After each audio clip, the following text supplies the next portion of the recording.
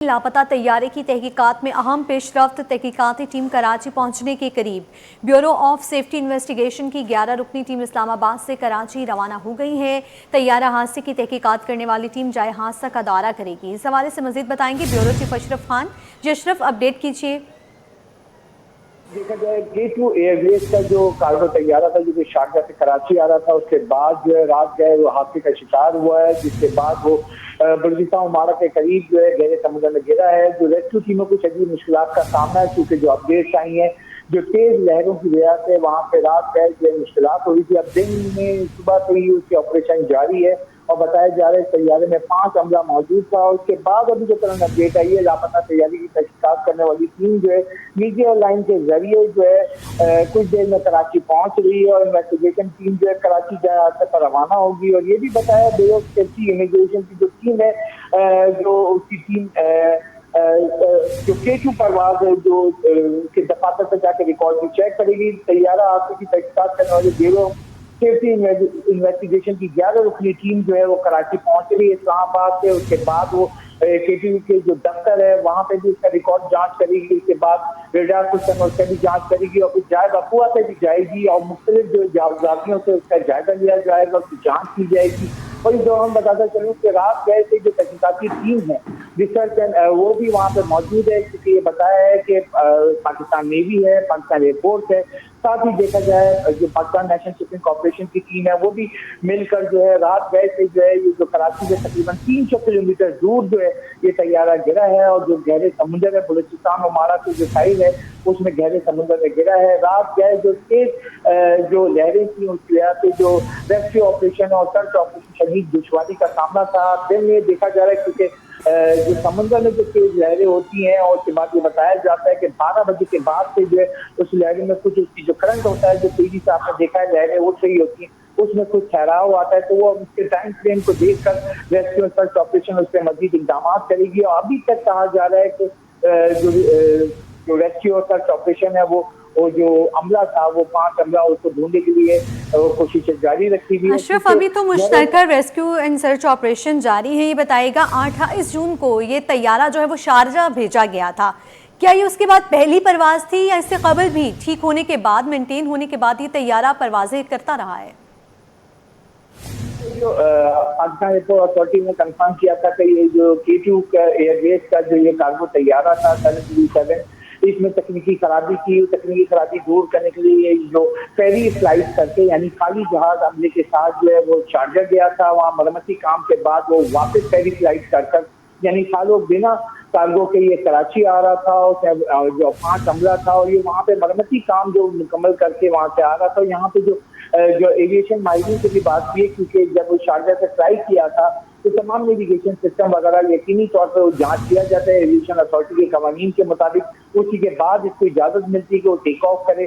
Take off करने के बाद जो रेडार सिस्टम पे देखा गया है तो तकरीबन जो 2.25 घंटे की फ्लाइट थी उसमें 10,000 फीट से ऊपर जो है ये उड़ान भरता हुआ कराची की जानिब आगे बढ़ रहा था। जिसके बाद जो है जो फिजाई हदूद में जब दाखिल हुआ उसके बाद यहाँ पे बताया गया तकरीबन 9:21 पर बताया गया कि तैयारी के नेविगेशन सिस्टम में कुछ तकनीकी खराबी आ रही है, जिसके बाद यहाँ पे जो एयर ट्रैफिक कंट्रोल है उन्होंने रहनुमाई की थी। इसी दौरान चंद मिनट में जो उससे रब्ता मुनक़ता हुआ है और जैसे कि K2 जो एयरवेज की इंतजामिया ने भी एलामिया जारी किया जिसमें यही बताया कब हुआ था और फिर ये मुनक़ता कब हुआ है।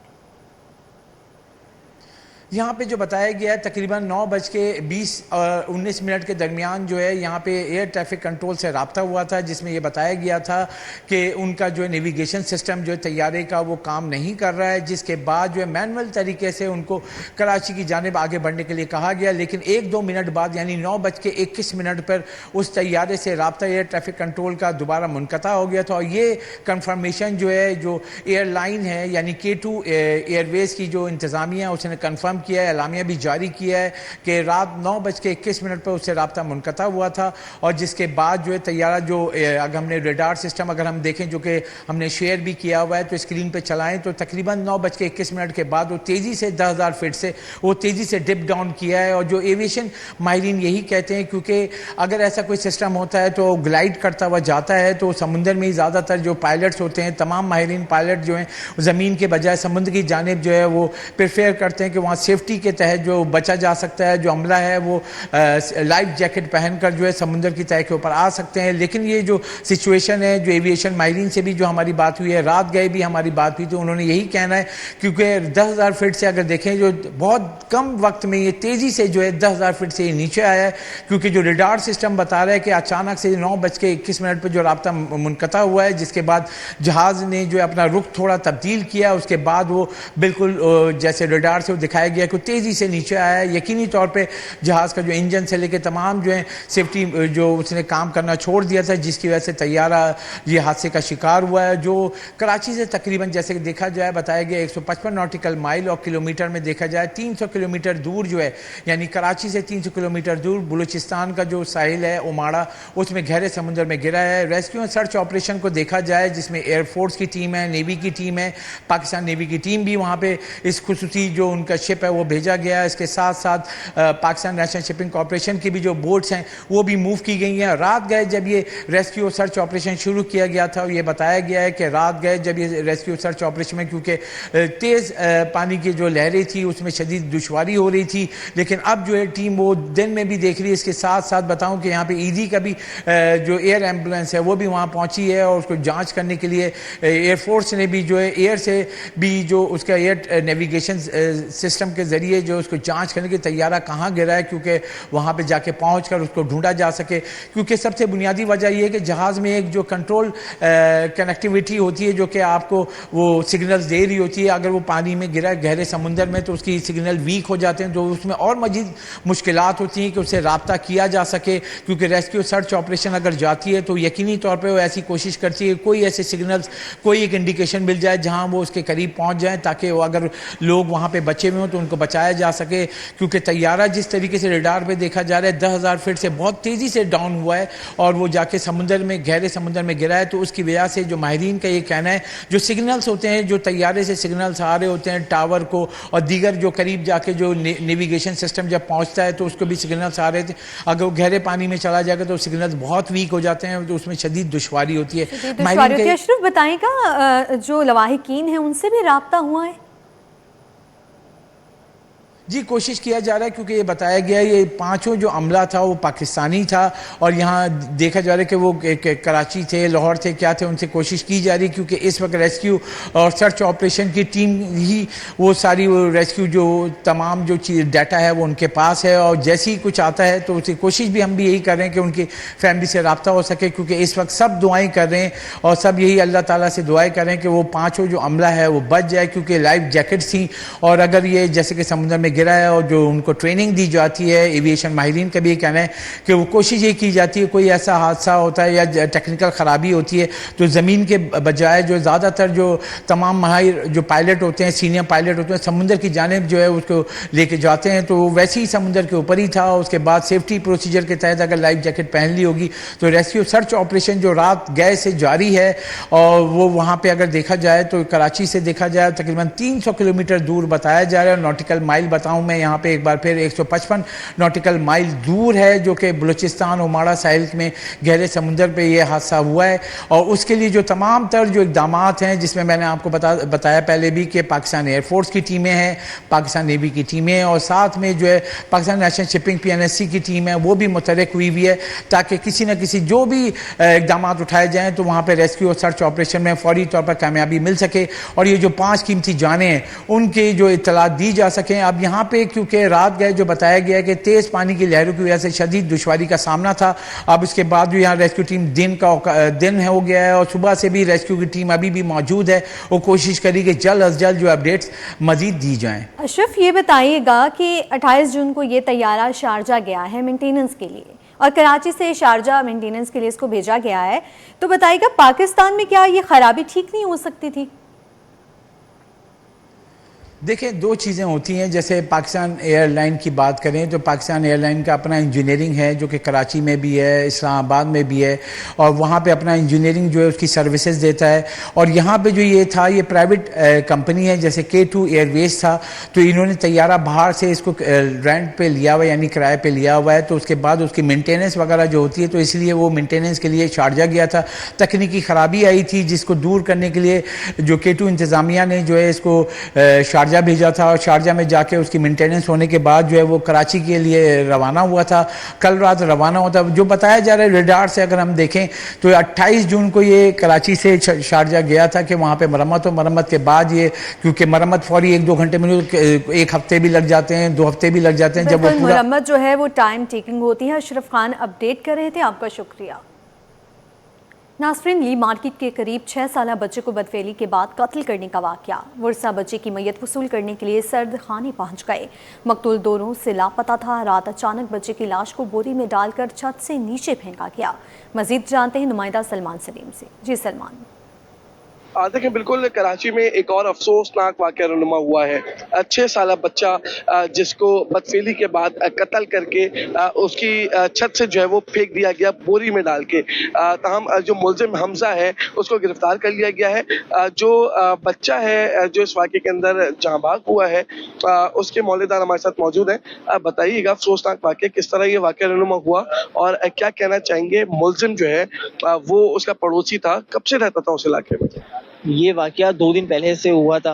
बच्चा अपने घर से निकला है मदरसे ट्यूशन के बाद बाहर खेलने के लिए, तो खेलते-खेलते वो एकदम गायब हो गया। तो उसके घर वालों ने पूछताछ शुरू करी, तो 3-4 घंटे के बाद जब वो नहीं मिला तो उन्होंने जाके एफआईआर कटवाई। तो हमने भी इलाका मकीन होने की उससे निस्बत से कि हमने भी ढूंढना उसको शुरू करा। हम हर जगह गए, हमने एडी सेंटर वगैरह सब चीज़ें चेक करी, तो वो नहीं मिला। तो पुलिस की जो कार्रवाई थी वो ये थी कि हमारे साथ के उन्होंने हर जगह के सीसीटीवी फुटेज भी चेक करे, हमें भी चेक कराया। हमें यकीन दहानी दिलाई एसएचओ साहब ने, डीएसपी साहब ने कि आपको इंसाफ जरूर मिलेगा, लेकिन उसमें सीसीटीवी में नजर नहीं आया। उन्होंने बोला कि बच्चा इलाके में ही है आपके। तो कल रात को 2-2:30 बजे के टाइम पे तकरीबन हम सब बाहर बैठे हुए, तो उसकी फैमिली भी बैठी हुई, तो एकदम ना कुछ जोर से गिरने की चीज़ आवाज़ आती है। तो हम जाके चेक करते हैं तो वो बोरी के अंदर बंद होता है, उस पर बोरी में से ब्लीडिंग हो रही होती है। तो हम वो चीज़ चेक करने के बाद देखते हैं जिस बिल्डिंग से गिरा है, हम उस बिल्डिंग का दरवाज़ा खटखटाते हैं। 2-3 दफ़ा खटखटाने के बाद जब वो नीचे आते हैं तो हम उसको उनके घर में चेकिंग के लिए हम ऊपर जाते हैं तो उसको बंदा जो मुलजिम होता है हमजा, वो टी शर्ट पहना होता है, उसके ऊपर उसका ब्लड निकला होता है। तो हम उसको पकड़ कर पुलिस के हवाले करते हैं और वो अपना जुर्म कबूल करता है। बताइएगा कि बच्चे के जो वालिद साहब हैं वो क्या करते हैं? कितने बहन भाई हैं ये? बच्चे के वालिद साहब रिक्शा ड्राइवर हैं। बच्चे के 4 बहनें, ये इकलौता भाई था उनका 6 साल का, जिसको एक दरिंदे ने अपनी हवस का निशाना बना लिया। ये देखिए अफसोसनाक वाक़या है। बच्चे के साथ बदफेली की गई, उसके बाद बच्चे को जो है वो कत्ल किया गया। ताहम वाक़े का मुकदमा नेपियर थाने में दर्ज कर लिया गया है और जो मुलजिम हमजा है उसको गिरफ्तार कर लिया गया है। ताहम जो कानूनी कार्रवाई है उसको मुकम्मल करने के बाद मुलजिम को अदालत में पेश किया जाएगा। जी। मोटरसाइकिल की टक्कर से शहरी की हलाकत का केस, मुलजिम आलियान ने सेशन अदालत गरबी से अबूरी जमानत हासिल कर ली। अदालती हुक्म पर पुलिस ने मुलजिम के खिलाफ मुकदमा दर्ज किया था। मजीद तफसीलात बताएंगे जवाद आसिफ। जी जवाद। जी, मोटरसाइकिल की टक्कर से शहरी की हलाकत का मामला है। एडिशनल डिस्ट्रिक्ट एंड सेशन जज गरबी की अदालत में मुलजिम आलियान की जानिब से ज़मानत क़ब्ल गिरफ़्तारी की दरख्वास्त दायर की गई, जिसको अदालत ने मंजूर करते हुए उसे 2 लाख रुपए के ज़मानती मचल के जमा करवाने का हुक्म दिया है और साथ ही मज़ीद समाअत 10 जुलाई तक मुलतवी कर दी है, जिसमें मुलजिम की ज़मानत के हवाले से फ़ैसला होगा कि उसकी तौसीक़ की जाएगी या वो मनसूख किया जाएगा। ये जो वाक़या है ये गुज़श्ता साल अप्रैल 2025 में पेश आया था, ताहम मुकदमा इसका दर्ज नहीं किया गया था, जिसके बाद जो मकतूल इकबाल हैं उनके लवाहिकीन की जानिब से एडवोकेट लियाकत गबोल के तवस्सुत से अदालत में जो है वो मुकदमा इंदराज की दरख्वास्त दायर की गई थी, जिस पर अदालती हुक्म पर SHO माड़ीपुर ने ये मुकदमा जो है वो मुलजिम के ख़िलाफ़ दर्ज किया था, जिसके बाद मुलजिम ने जो है वो अदालत से रुजू किया है। याद रहे ये जो मुकदमा है दफ़ा 320 के तहत थाना माड़ीपुर में दर्ज किया गया था। खबर दें आपको, सिंध में सड़कों के मेगा मंसूबों पर बड़ा इजलास, 140 अरब रुपए से जायद के मंसूबों का जायजा। मुराद अली शाह का कौमी असम्बली कायमा कमेटी बराए मनसूबाबंदी के वक्त से इजलास। 5 बड़े शाहराह मंसूबे जून 2027 तक मुकम्मल करने का हदफ मुकर्रर। विफाक और सिंध के इश्तराक से 140 अरब 91। इस हवाले से मज़ीद तफसीलात जानते हैं आजज जमाली से। जी आजज, अपडेट कीजिए इजलास के हवाले से।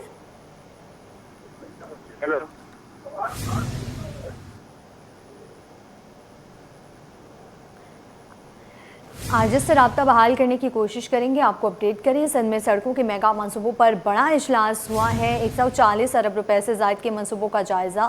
मुतादिल इशक़ा कौमी असम्बली कायमा कमेटी बराए मनसूबाबंदी के वफ़द से इजलास। 5 बड़े शाहराह मंसूबे जून 2027 तक मुकम्मल करने का हदफ मुकर्रर। इस हवाले से मज़ीद बताएंगे आजिज़ जमाली। आजिज़, इजलास से मुतालिक अपडेट कीजिए।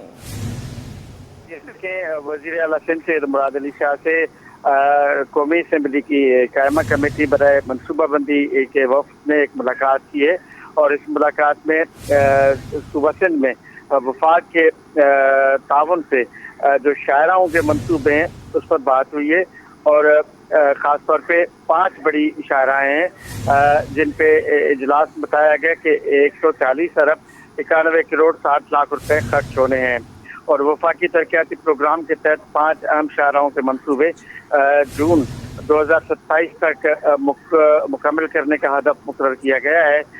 मंसूबों में Sindh coastal highway, Mehran highway, Rohri Guddu road, Tando Adam double carriage और सांगड़ रोहिड़ी रोड शामिल हैं। इन 5 मंसूबों की मजमूई लागत जो है वो 140 अरब 91 करोड़ 60 लाख रुपए है, जिसमें वफाक का हिस्सा जो है 96 अरब 75 करोड़ 70 लाख रुपए बनता है, जबकि सिंध हुकूमत का हिस्सा 44 अरब 15 करोड़ 90 लाख रुपए बनता है। वज़ीर आला सिंध ने बताया इस इजलास को 36 किलोमीटर तवील कोस्टल हाईवे एक्सटेंशन मंसूबे पर 37 अरब 70 करोड़ रुपए की लागत आएगी और सिंध कोस्टल हाईवे मंसूबे का वर्क जारी हो गया है। ठेकेदार ने मशीनरी और वसाइल साइट पर मुंतकिल कर दिए हैं और 150 किलोमीटर तवील रोहिड़ी गुड्डू बैराज रोड भी मंसूबा 17 अरब 89 करोड़ रुपए की लागत से तामीर किया जा रहा है और इस पुल पर भी काम जो है वो शुरू कर दिया गया है। जी ठीक है आजिज़, आपका शुक्रिया। सेनेट की ज़ेली कमेटी बराए कौमी विरसा का इजलास फ़क़ीर मेहदी की ज़ेर सदारत शुरू हो गया। इजलास में senator Masroor Ahsan, senator Bushra Anjum, senator Sarmad Ali शरीक हैं। इजलास में मज़ार क़ायद की सिक्योरिटी के हवाले से गुफ्तगू जारी है। इस हवाले से मज़ीद बताएंगे आजिज़ जमाली। जी आजिज़। जी देखिए, सेनेट की कायमा कमेटी बराए कौमी विरसा की ज़ेली कमेटी है जिसके कन्वीनर हैं सेनेटर वक़ार मेहदी। उनकी ज़ेर सदारत इस वक्त कमिश्नर कराची के ऑफिस में एक आला सतही इजलास जो है जारी है। ये इजलास बुनियादी तौर पे मज़ार कायद की सिक्योरिटी और मज़ार कायद का जो मैनेजमेंट बोर्ड है उस हवाले से हो रहा है। इस इजलास में सेनेटर्स में senator Bushra Anjum, senator Sarmad Ali, senator Masroor Ehsan और दीगर शरीक हैं। कायद आज़म मैनेजमेंट बोर्ड के तमाम अफसरान जो है यहाँ पर मौजूद हैं, जबकि कमिश्नर कराची और एडिशनल आईजी कराची भी इस इजलास में मौजूद हैं। इब्तदाई तौर पे बताया गया है कि कायद आज़म का मज़ार जो है ये न सिर्फ कौमी विरसा है बल्कि इसकी सिक्योरिटी इंतहाई अहम है। तो सेनेटर वक़ार मेहदी ने हिदायत दी हैं कि इर्द गिर्द की जितनी भी इमारतें हैं वहाँ पर CCTV कैमरे लगाए जाएँ, इजाफी कैमरे लगाए जाएँ। इस इजलास के बाद ये जो कायमा कमेटी है इसके तमाम सेनेटर्स जो हैं वो मज़ार कायद का दौरा भी करेंगे और इर्द गिर्द की इमारतों का जायज़ा लेंगे। यहाँ सिक्योरिटी के हवाले से एक कमेटी बनाने की तजवीज़ दी गई है और बताया गया है तजवीज़ में कि additional IG Karachi, DG rangers और कमिश्नर कराची की मौजूदगी में एक ऐसी कमेटी बनाई जाए जो आम तौर पे इन हालात का जायज़ा ले और जो कायद आज़म के मज़ार के इंतज़ामात हैं, उनकी जो सिक्योरिटी है, कायद आज़म मैनेजमेंट बोर्ड के जो मसाइल हैं और जो ख़ास तौर पे मसाइल का मतलब है सिक्योरिटी के मसाइल, उनको ये कमेटी देखेगी। कमेटी बनाने की तजवीज़ यहाँ आ चुकी है। ये इजलास जो है अभी तक जारी है। इस इजलास के बाद सेनेटर्स का दौरा है और इस इजलास के अख्ताम पर मुमकिन है कि मीडिया को भी एक ब्रीफिंग दी जाए। जी खबर दें आपको, सिंध के तालीमी बोर्ड्स में बड़ा बदलाव, जदीद इम्तहानी निज़ाम नाफिज करने का फैसला, कागजी इम्तहानात से डिजिटल दौर की तरफ सफ़र, ई-मार्किंग मुतारिफ कराने की तैयारी, स्कैनर सर्विसर्स और जदीद आलात से बोर्ड्स को अपग्रेड किया जाएगा। इस हवाले से मज़ीद तफसीलात जानते हैं राबेल सदीद से। राबेल, आगाह कीजिएगा। जी बिल्कुल, देखिए सिंध हुकूमत का सेंट सेकेंडरी एजुकेशन इम्प्रूवमेंट प्रोजेक्ट के तहत तमाम तालीमी बोर्ड्स में जदीद टेक्नोलॉजी और आलमी मयार के इम्तिहानी निज़ाम का जो है वो नफाज करने का फैसला किया है। वज़ीर जामियात और तालीमी बोर्ड मोहम्मद इस्माइल लाहू का एशियाई तरक्याती बैंक के नुमाइंदों के साथ सेक्रेटरी जामियात के दफ्तर में जो है वो अहम इजलास मुनक़िद हुआ, जिसमें इजलास में एशियन डेवलपमेंट बैंक के फैक्ट फाइंडिंग मिशन के नुमाइंदे मिस्टर खुर्रम, मिस मारला, मिस समीना और डॉक्टर उस्मान ने भी जो है वो शिरकत की। सिंध के तालीमी बोर्ड्स में रिवायती इम्तिहानी तरीक़ेकार के बजाय ई मार्किंग मुतारिफ कराई जा रही है, जबकि इस अहम मनसूबे की मंजूरी के लिए जो है वो तजावीज़ सिंध काबीना में पेश की जाएंगी। सिंध काबीना मंजूरी के बाद मंसूबे पर तेज रफ्तारी से जो है वो अमल दरामद किया जाएगा। मंसूबे के तहत तमाम तालीमी बोर्ड्स को स्कैनर्स, कटिंग मशीन, सर्वर्स और दीगर जदीद आलात भी फराहम किए जाएंगे और साथ ही साथ एशियाई तरक्याती बैंक के ताउन से शुरू किए जाने वाले इस्लाहाती इक़दाम सिंध के इम्तिहानी निज़ाम को जदीद सुकूत पर इस्तेवार करने में अहम किरदार अदा करेंगे। तालीमी बोर्ड्स की दारा जाती इस्तेदाद में भी इजाफा होगा और इम्तिहानी और गवर्नेंस सिस्टम को डिजिटलाइज करने से मेरिट, शफाफियत और इम्तिहानी निज़ाम की कारकर्दगी जो है वो मज़ीद बेहतर होगी। जी ठीक है रावेल, आपका शुक्रिया। खबर देंगे आपको कारोबार के मैदान से। पाकिस्तानी स्टॉक एक्सचेंज में कारोबार के दौरान मंदी का रुझान। 100 इंडेक्स में 2726 पॉइंट्स की कमी रिकॉर्ड। इंडेक्स 1,83,528 की सतह पर आ गया। काविश में से तफसीलात जानते हैं। जी काविश, बताइए। देखिए, पाकिस्तान स्टॉक एक्सचेंज में कारोबारी हफ्ते के तीसरे दिन शदीद मंदी का रुझान देखा जा रहा है। उसकी बुनियादी वजह यह है कि अमेरिका ईरान के दरमियान एक बार फिर कशीदगी बढ़ने लगी है और इसके फाइनेंशियल मार्केट पर भी इम्पैक्ट देखा जा रहा है। ना सिर्फ फाइनेंशियल मार्केट बल्कि साथ साथ देख रहे हैं कि जो इंटरनेशनली ऑयल प्राइसेस है उसमें भी एक बार फिर इजाफे का सिलसिला शुरू हो चुका है। इस तमाम जो सूरत पर मेरे साथ बात करने के लिए जावेद खनानी मौजूद है। जावेद साहब, बताइएगा, पिछला हफ्ता अच्छा गया लेकिन एक बार फिर सूरत बदली है, स्टॉक पर भी इम्पैक्ट आया है। ज़ाहिर बात है, मशरक़ी वस्ता की रोज़ाना की बदलती हुई सूरत हाल अब तो और ख़राब हो गई सूरत हाल, क्योंकि अमेरिका ने भी ईरान पे हमला कर दिया और ईरान ने भी ये दावा किया कि हम इनसे 34 जगहों पर हमले किए हैं। तो इस सूरत हाल में देखें, कमोडिटीज़ मार्केट भी में ऑयल की प्राइसेस बहुत ज़्यादा बढ़ गई हैं। इंटरनेशनल मार्केट आप देखें तो साउथ एशियन मार्केट और अमेरिकन मार्केट जो है काफ़ी हद तक नीचे घटी हुई हैं। तो इस वजह से पाकिस्तान स्टॉक एक्सचेंज में भी ज़ाहिर बात है इसका इम्पैक्ट आएगा। लोगों ने बहुत सारी बाइंग की हुई थी तो आज बेचेंगे, ज़ाहिर बात है। तो इस वजह से जावेद खनानी मौजूद थे, तफसील बता रहे थे कि पाकिस्तान स्टॉक एक्सचेंज में सरमाएकार मोहतात हो गए हैं, क्योंकि एक बार फिर मिडल ईस्ट में जो सूरत हाल है वो कशीदा हुई है, जिसकी वजह से सरमाएकार तज़ब्ज़ुब का शिकार है। जी, MQM पाकिस्तान ने सियासी सरगर्मियां तेज कर दी। मुख्तलिफ सियासी जमातों से ताल्लुक़ रखने वालों की MQM के सीनियर मरकज़ी रहनुमा सैयद अमीनुल हक और अरकान असम्बली से मुलाकात। मजीद कॉलोनी, लांढी शेरपाओ और भैंस कॉलोनी से ताल्लुक़ रखने वालों ने MQM पाकिस्तान में शमूलियत का ऐलान कर दिया है। इस हवाले से मजीद बताएंगे शुएब मुख्तार।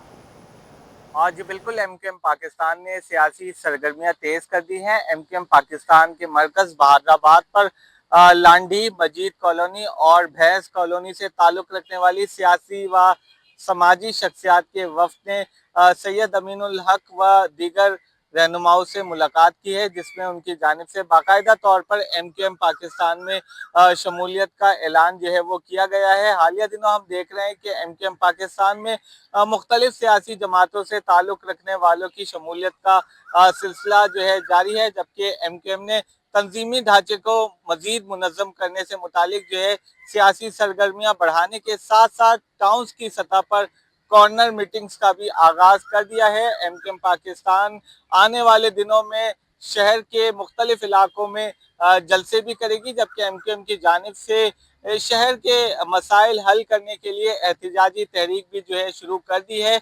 इस सिलसिले में सोशल मीडिया पर भी हम देख रहे हैं भरपूर जो है मुहिम चलाई जा रही है MQM की जानिब से। आने वाले दिनों में MQM पाकिस्तान में मजीद मुख्तलिफ सियासी व समाजी शख्सियात की बड़ी तादाद में शमूलियत मुतवक्का है। जी नाज़रीन, शहर क़ायद में फलों की कीमतें आउट ऑफ कंट्रोल। आज भी बाजारों में फल महंगे दामों फ़रोख्त होने लगे।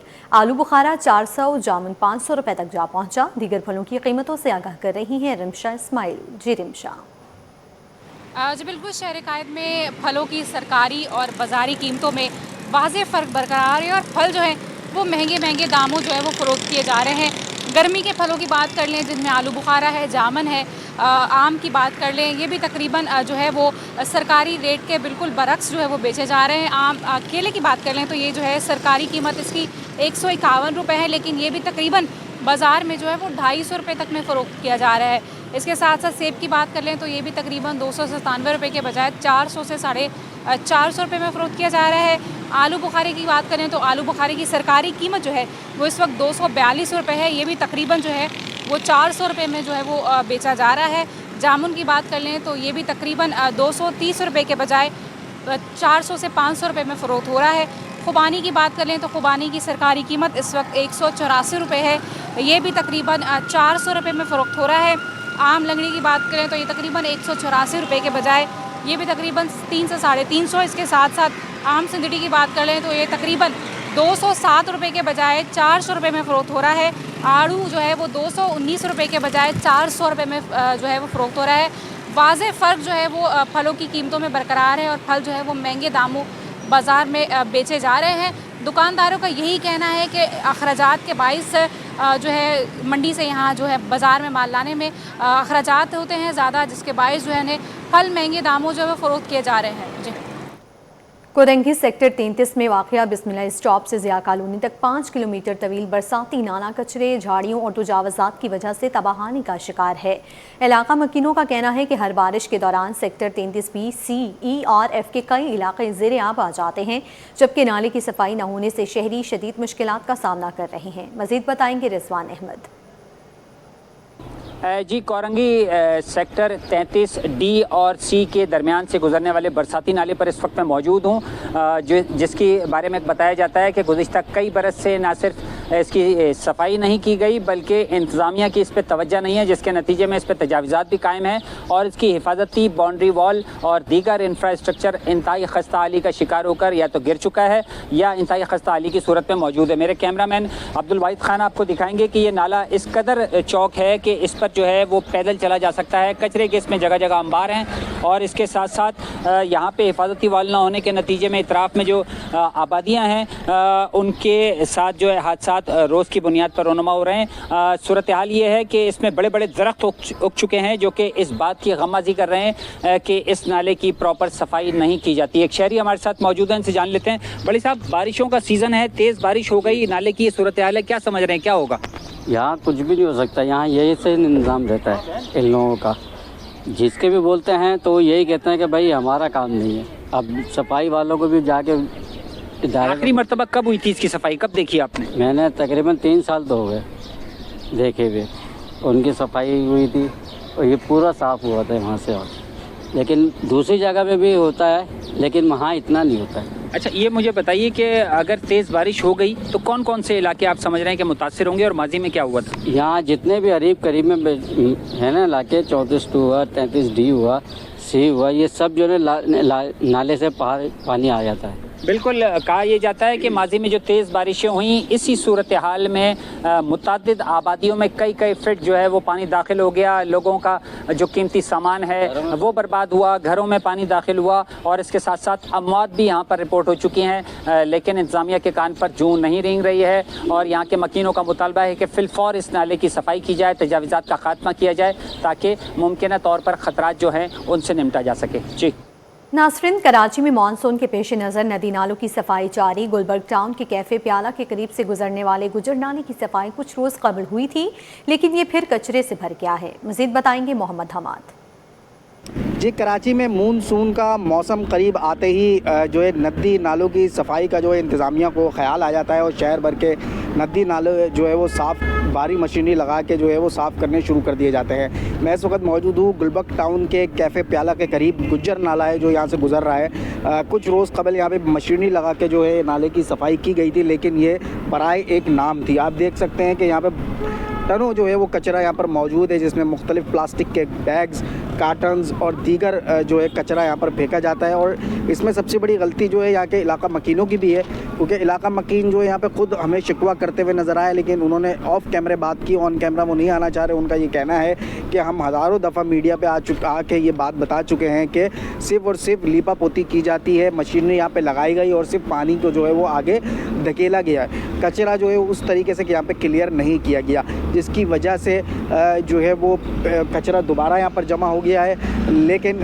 जो है वो इंतज़ामिया जो है सिर्फ आती है यहाँ पे, मशीनरी लगवाती है, अपनी तस्वीरें बनवाती है और फिर यहाँ से रवाना हो जाती है। मेरे कैमरामैन आपको दिखा सकते हैं कि ये सूरत हाल देख सकते हैं। नाले के बीचों बीच तो पानी हमें यहाँ से गुजरता हुआ दिख रहा है, लेकिन साइडों में कचरे की बड़ी तादाद यहाँ पर मौजूद है। तो इस वजह से जो है अगर बारिश तेज़ हो जाए तो यहाँ का जो पानी है वो ओवरफ्लो होकर जो करीब की यहाँ की आबादी है उसमें फिर दाखिल होता है। तो ये सारी जो है यहाँ की सूरत हाल है। हमने यहाँ इलाका मकीनों से बात करने की कोशिश की तो उन्होंने बात करने से इनकार कर दिया। उनका ये कहना है कि ये हर दफ़ा के यहाँ पे यही सूरत हाल होती है, कई दफ़ा हम कंप्लेनें भी कर चुके हैं लेकिन उसके बाद कोई सुनवाई नहीं होती। कचरा जो है फिर रोड पर भी आना शुरू हो जाता है, जिसकी वजह से ट्रैफिक भी जो है यहाँ पर जाम होता है। तो कई दफ़ा इलाका मकीनों का ये कहना है कि जो भी इदारे हैं वो यहाँ पर आते हैं, मशीनरी लगवाते हैं, तो कम से कम मशीनरी को जो है 1 से 1.5 महीना यहाँ पर रुकना चाहिए और पूरे नाले को जो है वो क्लियर करना चाहिए। लेकिन सूरत हाल ये है कि अभी तक ये नाला जो है वो क्लियर नहीं हो सका, जहाँ अभी भी इस नाले में कचरा मौजूद है। जी। कोरंगी 5.5 नंबर का स्पोर्ट्स ग्राउंड खस्ता हाली का शिकार हो गया। ग्राउंड में घास और बुनियादी सहूलियात नापैद, कचरे के ढेर और मिट्टी से नौजवान परेशान है। मजीद जानते हैं नुमाइंदा दुआ शकील पराचा से। जी दुआ। जी, इस वक्त मैं तस्लीम स्पोर्ट्स ग्राउंड में मौजूद हूँ, जो कि कोरंगी 5.5 नंबर में वाक़ है। और तस्लीम स्पोर्ट्स ग्राउंड से तो आ रहा होगा कि बड़ा ही खूबसूरत ग्राउंड है, लेकिन अफसोस के साथ अगर मेरे कैमरामैन इस ग्राउंड की हालत दिखा सकें तो वो आपको सही तरह से दिखा सकेंगे कि ये स्पोर्ट्स ग्राउंड नहीं बल्कि अब जो है खंडरात की शक्ल जो है वो इख्तियार कर चुका है। खंडरात के अलावा बिल्कुल यहाँ पे जो है मिट्टी वगैरह और बिल्कुल कोई स्पोर्ट्स का कोई नामो निशान नहीं है, कोई घास नहीं है, कोई ग्रीनरी नहीं है। सिर्फ एक जो है ग्राउंड है जिसमें सिर्फ कचरा पड़ा हुआ है, कचरे के नाम के ऊपर कचरों की ढेरी लगी हुई है, गंद है यहाँ पे। और सिर्फ यहाँ पे आप मेरे पीछे भी देख सकते हैं कि सिर्फ तख्ती नज़र आ रही है जो स्पोर्ट्स ग्राउंड की अक्कासी करती है, लेकिन उसके अलावा कोई चीज़ नहीं है जो यहाँ पे स्पोर्ट्स ग्राउंड की कोई चीज़ दिखाई जा रही हो। ना ग्रीनरी है ना कुछ है, सिर्फ और सिर्फ कचरा है स्पोर्ट्स ग्राउंड के नाम के ऊपर। सिर्फ यहाँ पे मिट्टी है, धूल है। जहाँ पे पाकिस्तान वो मुल्क और जहाँ पे कराची ख़ास तौर पे जहाँ पे स्पोर्ट्स की चीज़ें बड़ी ही कम होती हैं और ये ग्राउंड इतना बड़ा है और उसके बावजूद बच्चों के खेलने के जो है खेलने कूदने की जो चीज़ें हैं, ग्राउंड्स वगैरह वैसे ही कम होते हैं, लेकिन उसके अंदर इतना बड़ा ग्राउंड बनाया भी है, लेकिन सिर्फ अब तख्ती यहाँ पे रह चुकी है। लेकिन स्पोर्ट्स नाम की यहाँ पे खेलने कूदने के नाम के ऊपर कोई चीज़ जो है यहाँ पे सही जो है वो नहीं की जा रही। जी। कोरंगी नंबर 5.5 में भी बिजली की गैर एलानी और तवील लोड शेडिंग ने मकीनों की मुश्किलात बढ़ा दी हैं। रिहायशियों का कहना है कि बिजली की बार बार बंदिश के बायस मामूलात ज़िंदगी शदीद मुतासिर हो रहे हैं। इलाका मकीनों ने मुतालिका इदारों से मजीद सूरत हाल बेहतर बनाने का मुतालबा किया है। मजीद बताएंगे अक्सा शाहिद। जी बिल्कुल, मैं इस वक्त कोरंगी 5.5 नंबर में मौजूद हूँ। शहर कराची के मुख्तलिफ इलाके हैं, कोरंगी है, लियाकताबाद है या फिर जो वो लियारी है, जामा क्लौद है, सदर है। मुख्तलिफ जगहों पे जो बिजली की लोड शेडिंग देखी जा रही है। औरंगी टाउन भी जो वो इसमें शामिल है। जो बिजली की गैर एलानिया लोड शेडिंग है या एलानिया है उसका ही जो वो इतना तवील अरसा है कि शहरी जो वो परेशान है। गर्मी और हब्स की शिद्दत एक बार फिर से महसूस की जा रही है, चूँकि जो वो समर सीज़न चल रहा है। महकमा उसमें आते हैं कहना है कि अभी गर्मी मज़ीद बढ़ेगी या बारिशें भी जो जारी रहेंगी। सर आप ये बताइएगा, यहाँ पे रहते हैं, बिजली की पहले लोड शेडिंग कितनी थी और अब कितनी हो गई है? लोड शेडिंग पहले तो बहुत कम थी, मतलब 3.5 घंटे 4 घंटे 5 घंटे जाती थी टोटल 24 घंटे के अंदर, लेकिन अब जो है ना 13 से 14 घंटे जा रही है। और इसको कोई टाइमिंग नहीं है इनकी, कोई पता नहीं है किस टाइम पे बंद कर दें किस टाइम पे खोलें। कोई ऑल्टरनेट आपने रखा हुआ है इसके लिए? नहीं, कुछ भी नहीं। किस तरीके से फिर तो ऐसे घर में बस गुजारा करते हैं, क्या करें। बच्चे खवातीन तो हाँ, जाहिर सी बात है परेशान होते हैं, बच्चे परेशान होते हैं, लेडीज परेशान होती है घर की। अच्छा ये बताइएगा, घर में कोई बीमार तो नहीं है? हाँ, वालिद साहब है ना बीमार, उनकी तबीयत परेशानी का सामना। हाँ, जाहिर सी बात है, तबीयत खराब रहती है उनकी, हमारी भाभी के वालिद। अच्छा, के इलेक्ट्रिक का ये कहना है कि बहुत से इलाके ऐसे यहाँ पे जो वो बिजली का बिल जो है वो नहीं भरा जाता। बिजली का बिल तो हमारा पूरी पट्टी क्लियर है, अल्लाह का शुक्र है। हर हफ्ते का हर महीने जो है ना वो सारे बिल क्लियर है। 5 मीटर लगे हैं हमारे, सारे क्लियर हैं। जी बिल्कुल, ये सूरत हाल जो है वो देखी जा रही है कि अगर कोई एक घर जो वो बिल नहीं भरता तो पूरी जो वो पट्टी और पूरे इलाके की जो वो बिजली जो है वो मुअत्तल कर दी जाती है। और बिजली की जो लोड शेडिंग है वो तकरीबन तमाम इलाकों में जो वो 12 से 14 घंटे ज़्यादा ही देखी जा रही है। ख़वातीन जो वो दिमागी तौर पर मफलूज हो चुकी हैं इस चीज़ से कि हर वक्त जो वो घर में अंधेरा और गर्मी देखना। तो जो खासतौर पर बीमार लोग घर में होते हैं, दिल के मरीज़ हों, ब्लड प्रेशर के मरीज़ हों, उनके लिए इस गर्मी में सर्वाइव करना बड़ा मुश्किल हो जाता है। जी। छींकी, खारिश, सांस में दुश्वारी या जल्द पर सुर्ख धब्बे। एलर्जी एक मामूली मसला नहीं बल्कि दुनिया भर में तेज़ी से फैलने वाला तिबी चैलेंज बन चुकी है। बरवक्त तशखीस, एहतियात और दुरुस्त इलाज से इस पर काबू पाया जा सकता है। हर साल 8 जुलाई को एलर्जी से आगाही का दिन मनाया जाता है। देखते हैं इब्राहिम रिन की ये रिपोर्ट। गिर्द आलूद सड़कें, पोलन से भरे दरख्त, छींकें, खारिश और जिस्म पर दाग धब्बे। पाकिस्तान समेत दुनिया भर में आज एलर्जी से बचाव की आगाही का दिन मनाया जा रहा है। माहिरीन के मुताबिक पाकिस्तान में मौसमी तब्दीली, फिजाई आलूदगी, गर्दो गुबार, पोलन, बाज गिजाएं, अद्वियात और केमिकल एलर्जी की बड़ी वजूहात में शामिल हैं, जबकि बच्चों और बुजुर्गों में इसके असरात ज्यादा शदीद हो सकते हैं। फ्लू बहुत ज़्यादा आ रहा होता है, कफ बहुत ज़्यादा आ रही होती है बच्चों में, और इनमें जो सबसे ज़्यादा कॉमन होते हैं वो लेस दैन 5 ईयर्स के बच्चे बहुत ज़्यादा कॉमन होते हैं, जो नज़ला खांसी की वजह होती है। जैसे यहाँ पे एयर पॉल्यूशन बहुत ज़्यादा है, टूटी फूटी सड़कें बहुत हैं और डस्ट बहुत ज़्यादा है, उस वजह से ज़्यादा मोस्ट कॉमन होती है। वेदर चेंजेस के हवाले से बहुत ज़्यादा अमूमन तौर पर बच्चे इफ़ेक्ट बहुत ज़्यादा होते हैं इस हवाले से। वो मास्क का इस्तेमाल ज़्यादा रखें, ठीक है। और इसके अलावा जो है जो अमूमन तौर पर हर साल एक फ़्लू वैक्सीन आती है, आप वो भी लगवा सकते हैं, उससे भी काफ़ी इफ़ेक्टिव होते हैं बच्चे। और बहुत ज़्यादा अगर खांसी वगैरह फ्लू होते हैं तो फौरी तौर पर अस्पताल पर रब्ता करें, फौरी तौर पर अस्पताल जाएं। तिब्बी माहिरीन कहते हैं कि एलर्जी डे इस बात की याद दहानी है कि एहतियात, बरवक्त तशखीस और दुरुस्त इलाज के जरिए एलर्जी के असरात को कम किया जा सकता है। कैमरामैन काशिफ के हमरा इब्राहिम रिन, सिटी 21। वो नाम जिसने खिदमत खल्क को नई पहचान दी, जिसके दरवाजे पर मजहब देखा गया, ना रंग और ना नस्ल। आज अजीम समाजी कारकुन अब्दुल सत्तार ईदी की बरसी मनाई जा रही है। आइए याद करते हैं उस शख्सियत को जिसने अपनी पूरी जिंदगी इंसानियत के नाम कर दी। तफसील अक्सा शेख की रिपोर्ट में। 8 जुलाई 2016 को इंसानियत का एक अजीम नाम हमसे बिछड़ गया, लेकिन अब्दुल सत्तार ईदी का खिदमत खल्क का मिशन और उनकी दास्तान आज भी जिंदा है। आइए आज उनकी बरसी के मौके पर याद करते हैं उस अजीम शख्सियत को जिसने अपनी पूरी जिंदगी इंसानियत के नाम कर दी। अब्दुल सत्तार ईदी वो शख्स जिसने इंसानियत को अपना मजहब बनाया, आज भी लाखों दिलों में जिंदा है। अब्दुल सत्तार ईदी 28 फरवरी 1928 को गुजरात में पैदा हुए। क़याम पाकिस्तान के बाद कराची आए और 1951 में फलाही खिदमात का आगाज किया। अब्दुल सत्तार ईदी ने इंतहाई महदूद वसाइल से इंसानियत की खिदमत का आगाज किया और देखते ही देखते पाकिस्तान का सबसे बड़ा फलाही नेटवर्क कायम किया। दुनिया की सबसे बड़ी रज़ाकाराना एम्बुलेंसेज सर्विस, यतीम खाने, शेल्टर होम्स, लवारिस बच्चों की कफालत, बेसहारा खवातीन की मदद और कुदरती आफात में इमदादी सरगर्मियां ईदी फाउंडेशन की शनाख्त बन गईं। फैसल ईदी और उनकी अहलिया कहती हैं कि अब्दुल सत्तार ईदी का मानना था कि इंसानियत की खिदमत ही सबसे बड़ी इबादत है। उन्होंने अपनी पूरी जिंदगी सादगी में गुजारी और खिदमत के इस मिशन को कभी जाती मफाद से नहीं जोड़ा। टाइम लगेगा, यकीनन आएगा इंसानियत के मिशन के लिए। जितने भी बड़े बड़े जो सूफ़ी आए, पैगम्बर्स आए, इन्होंने यही काम किया, इंसानियत के लिए काम किया, लोगों में अमन के लिए काम किया, बदरसूमात के ख़िलाफ़ काम किया, बेहतरी के लिए काम किया, उनकी खुशहाली के लिए काम किया।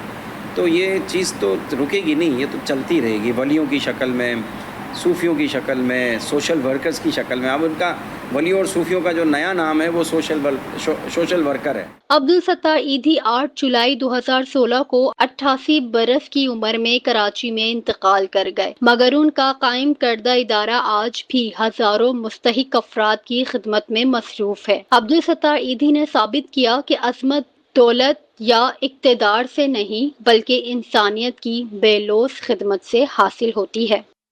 अब्दुल सत्तार ईदी तो आज हमारे दरमियान मौजूद नहीं, लेकिन उनका खिदमत इंसानियत का मिशन आज भी लाखों लोगों के लिए उम्मीद की अलामत है और यही उनकी सबसे बड़ी मिरास है। कैमरामैन हसैन जाफरी के साथ अक्सा शेख, सिटी 21 न्यूज़।